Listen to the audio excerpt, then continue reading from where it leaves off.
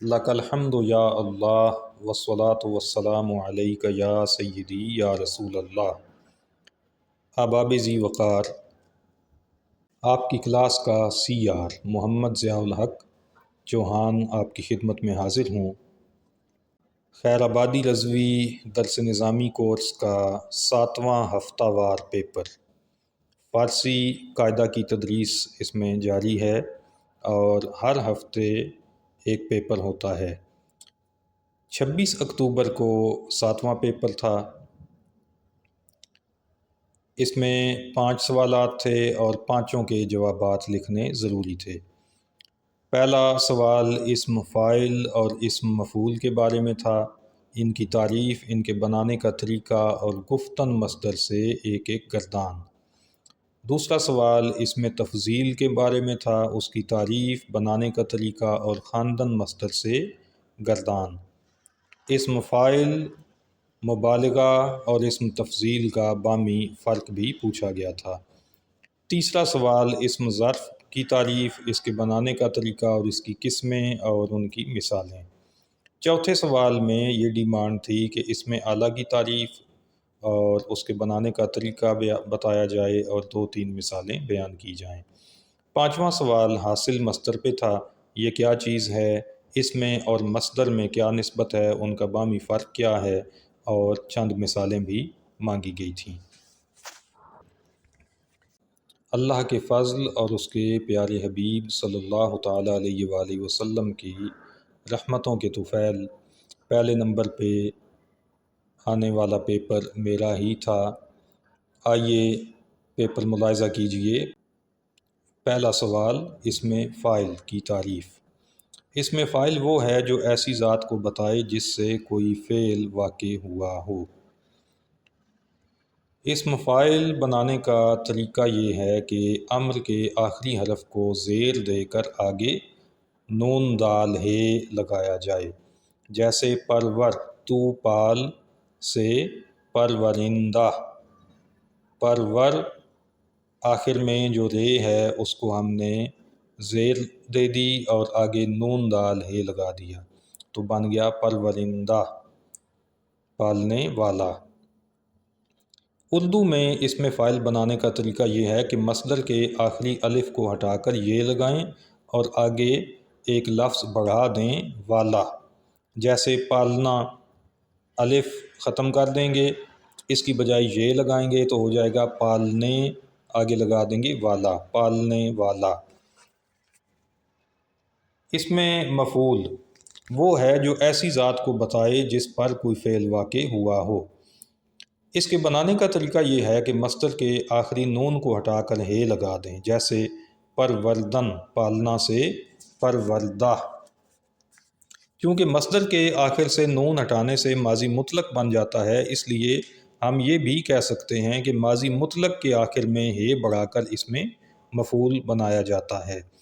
اردو میں اسم مفعول بنانے کا طریقہ یہ ہے کہ ماضی مطلق کے آخر میں لفظ ہوا لگا دیں، جیسے پالا سے پالا ہوا۔ گفتن مصدر سے اسم فاعل کی گردان ملاحظہ کیجئے۔ گفتن سے امر بنتا ہے گو، اور نون دال ہے بڑھا دیں گے، گوئندہ بن جائے گا اسم فاعل، کہنے والا، اور اس کی جمع ہے گوئندگان، کہنے والے۔ اسم فاعل، اسم مفعول وغیرہ کی گردان میں 2 ہی صیغے ہوتے ہیں، واحد اور جمع۔ اسم مفعول گفتن سے کیسے بنے گا؟ ماضی مطلق کے آخر میں ہے لگانے سے۔ ماضی مطلق ہے گفت، اس نے کہا، آگے ہے لگائیں گے تو بن جائے گا گفتہ، کہا ہوا، اور اس کی جمع ہے گفتگان، کہے ہوئے۔ سوال نمبر 2 اسم تفضیل کے متعلق ہے۔ اسم تفضیل وہ ہے جو کسی ذات کی بڑائی بیان کرے۔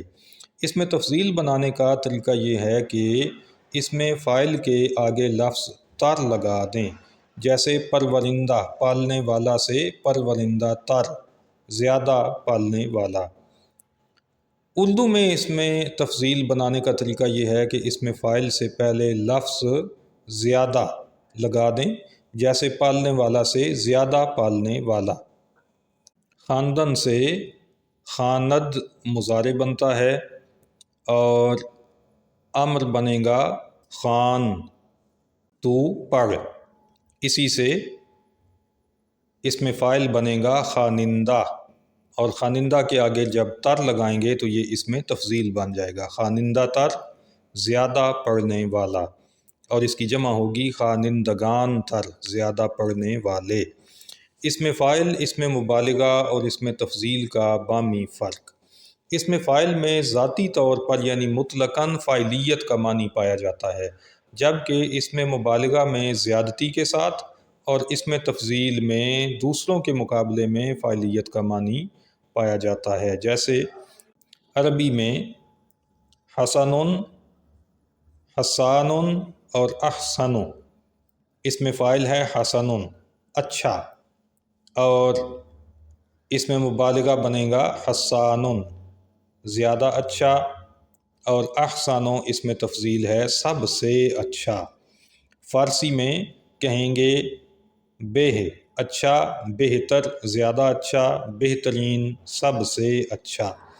پنجابی میں کہتے ہیں چنگا، بہتا چنگا اور ساریاں تو چنگا، جبکہ انگلش میں کہتے ہیں گڈ، بیٹر، بیسٹ۔ تیسرا سوال اس میں ظرف کے متعلق ہے۔ اس میں ظرف وہ ہے جو کسی کام کا وقت یا جگہ بتائے۔ اس میں ظرف کی دو قسمیں ہیں۔ اگر اس میں ظرف کسی کام کا وقت بتائے تو اسے ظرف زمان کہتے ہیں، اور اس میں ظرف کسی کام کی جگہ بتائے تو اسے ظرف مکان کہتے ہیں۔ اس میں ظرف بنانے کا طریقہ یہ ہوتا ہے کہ مصدر سے پہلے لفظ وقت لگا دیں تو ظرف زمان بن جاتا ہے، جیسے وقت خواندن پڑھنے کا وقت، وقت جستن تلاش کرنے کا وقت وغیرہ۔ مصدر سے پہلے لفظ جائے لگا دیں تو ظرف مکان بن جاتا ہے، جیسے جائے خوردن کھانے کی جگہ، جائے درخشیدن چمکنے کی جگہ۔ چوتھا سوال اس میں آلہ کے متعلق ہے۔ اس میں آلہ وہ ہے جو کسی کام کا اوزار بتائے۔ طریقہ یہ ہوگا کہ مصدر سے پہلے لفظ آلہ لگا دیں تو اس میں آلہ بن جائے گا، جیسے شنیدن مصدر کے شروع میں لفظ آلہ لگائیں گے تو یہ بن جائے گا آلہ شنیدن، سننے کا آلہ۔ اسی طرح سے آلہ افشردن، نچوڑنے کا آلہ وغیرہ۔ بعض دفعہ فعل امر سے پہلے کوئی لفظ بڑھا کر بھی اس میں آلہ بنا لیا جاتا ہے۔ مثال کے طور پر ایک مصدر ہے کوفتن، کوٹنا، اس کا مضارع کوبد ہے، اور فعل امر کوب یا بکوب ہے جس کا معنی ہے تو کوٹ۔ اس کے شروع میں لفظ زر لگانے سے اس میں آلہ زر کوب، سونا کوٹنے کا آلہ بن جائے گا۔ پانچواں سوال حاصل مصدر کے بارے میں ہے۔ حاصل مصدر وہ ہے جو کسی مصدر کا نتیجہ بتائے۔ حاصل مصدر بنانے کا کوئی مخصوص طریقہ نہیں ہے، یہی وجہ ہے کہ فارسی گرامر کی کتب میں طلباء کی سہولت کے لیے مصادر کے آگے اہل زبان کے استعمال کردہ حاصل مصادر لکھ دیے جاتے ہیں۔ مصدر وہ اصل لفظ ہے جس سے دوسرے الفاظ یعنی اسماء اور افعال وغیرہ بنائے جاتے ہیں، جبکہ حاصل مصدر وہ اسم ہے جو کسی مصدر کا نتیجہ یا کیفیت ظاہر کرتا ہے۔ دوسرے لفظوں میں یوں بھی کہہ سکتے ہیں کہ مصدر سے کسی عمل کا پتہ چلتا ہے، جبکہ حاصل مصدر سے اس عمل کا نتیجہ معلوم ہوتا ہے۔